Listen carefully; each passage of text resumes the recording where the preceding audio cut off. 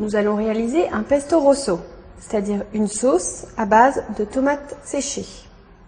Pour cela, nous avons donc besoin de tomates séchées, d'huile d'olive, d'ail et de pignons de pain. Nous allons commencer par griller les pignons de pain à sec dans une poêle. Faites chauffer une poêle sans matière grasse. Lorsque la poêle est bien chaude, déposez les pignons de pain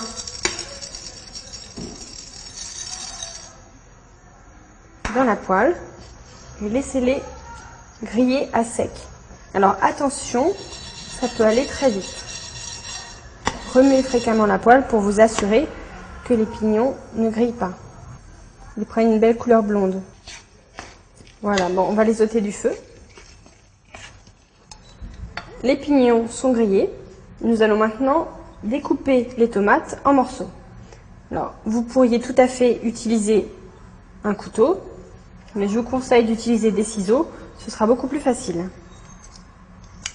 Alors surtout quand vous utilisez des tomates séchées à l'huile d'olive comme celle-ci, épongez-les bien avant de commencer la recette.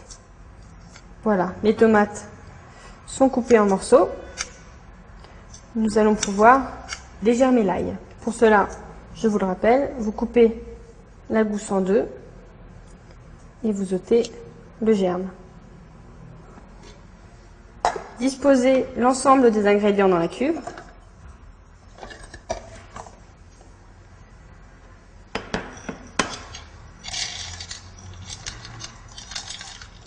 Départ par de brèves impulsions.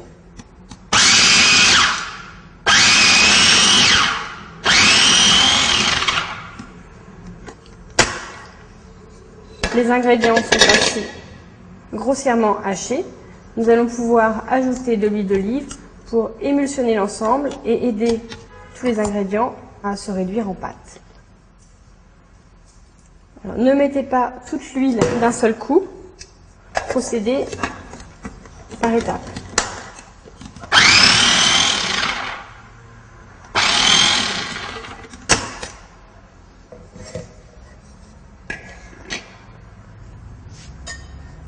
Ramenez fréquemment la pâte au centre du mixeur pour que tous les ingrédients soient convenablement mixés, puisque des éléments sont projetés sur les parois et risqueraient de rester en morceaux.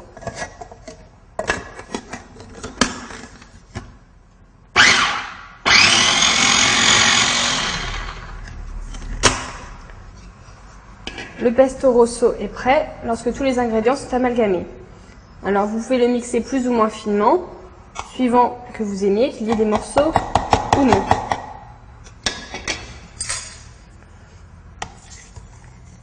Volontairement, nous y avons laissé des morceaux et nous n'avons pas mis trop d'huile, pour plusieurs raisons.